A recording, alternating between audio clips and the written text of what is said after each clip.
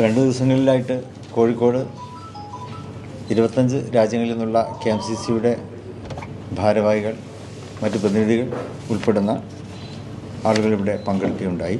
ഇവിടെ സൂചിപ്പിച്ചതുപോലെ ലോകമെങ്ങും വിവിധ രാജ്യങ്ങളിൽ പ്രവർത്തിക്കുന്ന KMCC യൂണിറ്റുകളുണ്ട്. അതിനൊക്കെ ഒരു ഏകീകൃതമായ രീതിയിൽ അതിനെ കൊണ്ടുവരിക എന്ന ഉദ്ദേശത്തിൻ്റെ വെളിച്ചത്തിലാണ് ഇങ്ങനെ ഒരു തീരുമാനം മുസ്ലിം ലീഗ് പാർട്ടി കൈക്കൊണ്ടിട്ടുള്ളത്.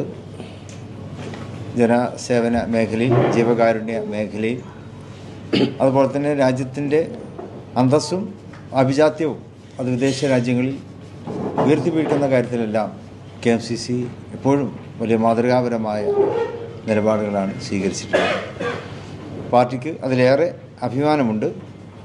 വളരെ കാലത്തൊരു ആഗ്രഹമാണ്, അല്ലെങ്കിൽ എല്ലാവരുടെയും ഒരു പ്രതീക്ഷയാണ് ആഗോളതലത്തിൽ KMCCയെ സംഘടിപ്പിക്കുക എന്നുള്ളത്. അപ്പോൾ അതിനു വേണ്ടിയാണ് ഇന്നലെ മുതൽ ഈ യോഗം ഇവിടെ തുടങ്ങിയത്. അത് തീരുമാനത്തിൽ എത്തിയിട്ടുണ്ട്. ആദ്യമായിട്ട് അതിനൊരു പേര് നിശ്ചയിക്കുക എന്നുള്ളതായിരുന്നു. വേൾഡ് KMCC എന്നാണ് ഈ ഒരു കൂട്ടായ്മയ്ക്ക് പേരായിട്ട് ഞങ്ങൾ തീരുമാനിച്ചിട്ടുള്ളത്, വേൾഡ് KMCC.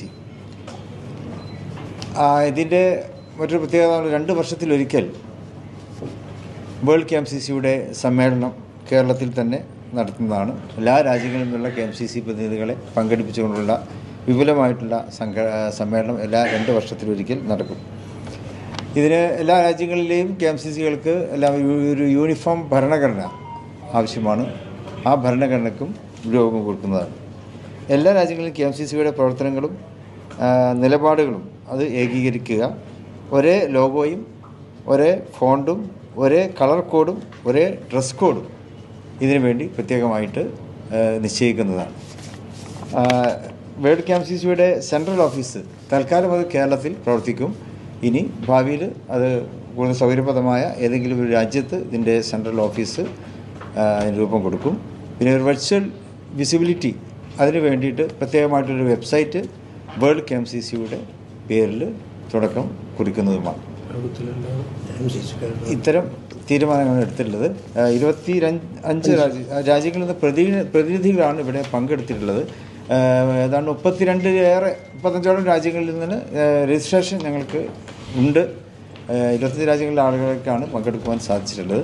അവരൊക്കെ ഉൾപ്പെടുത്തിയിട്ടാണ് സംഘടനയ്ക്ക്, ഭാരവാഹികൾക്കും അതുപോലെ തന്നെ പ്രവർത്തക സമിതിക്കും രൂപം കൊടുത്തിട്ടുള്ളത്. അതിവിടെ വായിക്കുകയാണ്.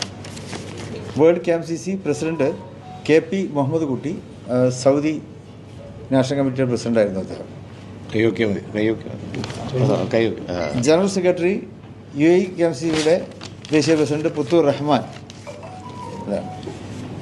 ട്രഷററായിട്ട് USA KMCCയുടെ പ്രസിഡന്റ് UA നസീർ ട്രഷററാണ്.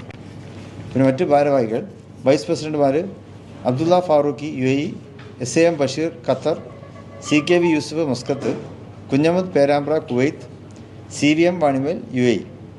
സെക്രട്ടറിമാർ Khader Chankada Saudi, Abdul Nasser Nachi Qatar, Assainar Bahrain, doctor Muhammad Ali Germany, Sabeer Kalady Salalah. ഇവരാണ് ഭാരവാഹികളായിട്ട് നിശ്ചയിച്ചിട്ടുള്ളത്.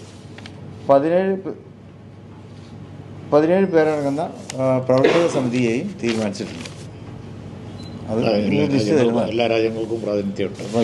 വായിച്ചു.